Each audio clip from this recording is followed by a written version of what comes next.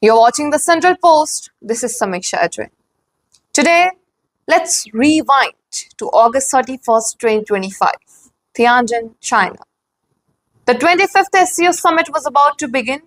Prime Minister Narendra Modi touched down on Chinese soil for the first time since the Galwan Valley clash in 2020.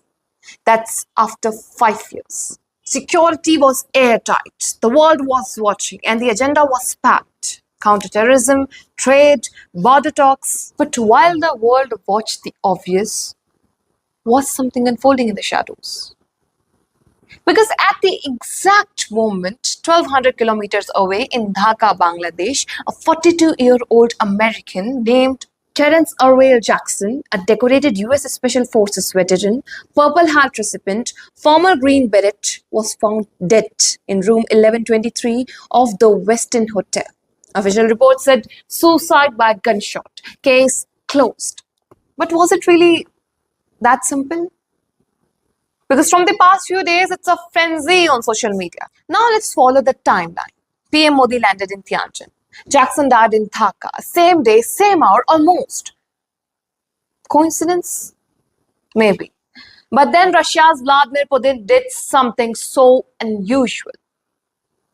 He didn't just greet PM Modi at the summit hall, he waited personally. And when it was time for their bilateral, PM Modi didn't took the Indian convoy. He climbed into Putin's personal armored Urus limousine. Russian-made, bomb-proof, signal jammed. They rode together for 45 minutes. The Kremlin called it a warm gesture. The Indian media called it a diplomatic chamarade. But what's it? Protection. Was it a shield to protect PM Modi? Days later, back in India, PM Modi had "Are you clapping because I made it back from China?" The crowd roared. He smiled. Or was he signaling at something far more deeper?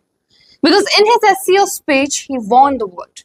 No double standards on terrorism. Strong words, pointed words, words that some says were not just aimed at Pakistan but across the Atlantic. And then there's Jackson. No criminal records, no known enemies, no suicide note, just a man with a military past in a foreign country, in a foreign city, died on the same day when Prime Minister Narendra Modi arrived in China. Some posts claimed Indian intelligence RAW tripped off the Russians. Others said Bangladeshi CID was involved. A few even whispered that Jackson was silenced before he could act. But here's the thing. No agency has confirmed a single detail. The US Embassy in Dhaka called the assassination rumors false and inflammatory. India's MEA called it baseless speculation, and Russia's silent. But let's connect a few more dots. Suppose, just for a shadow of a second, that this wasn't just a smoke without fire. Follow the lines. India was buying S-400s from Russia, ignoring US sanctions threats. Is world's fastest growing economy, with PM Modi cozying up to Xi Jinping in Tianjin, talking borders and BRICS, while Washington pulled Quad harder. And Jackson, a guy with Special Forces Inc., popping up in Dhaka, a US ally, sure, but one where whispers of ISI shadows and raw eyes never slept. Was it payback for India's Ukraine neutrality, for refusing to cut Moscow ties, or deeper, fears of a multipolar world where SCO edged out NATO's reach? But why plot it then? Why Tianjin with its cameras and guards? To send a message or to fracture the very table PM Modi sat on. Dots from Langley briefings to Dhaka hotels to Putin's limo almost lined up, didn't they? Almost. And with this story blowing up online, the big names are talking. Congress Abhishek Manu Singhvi on October 25 posted on X saying, if CIA-ISI collusion against PM Modi is even half true, it's an assault on India's sovereignty. Indians deserve the truth. Rahul Gandhi's team hinted at threats from within. Meanwhile, experts split. Disinfo or deep state leaks. These takes, they blur the dots even more, don't they? So was there a plot?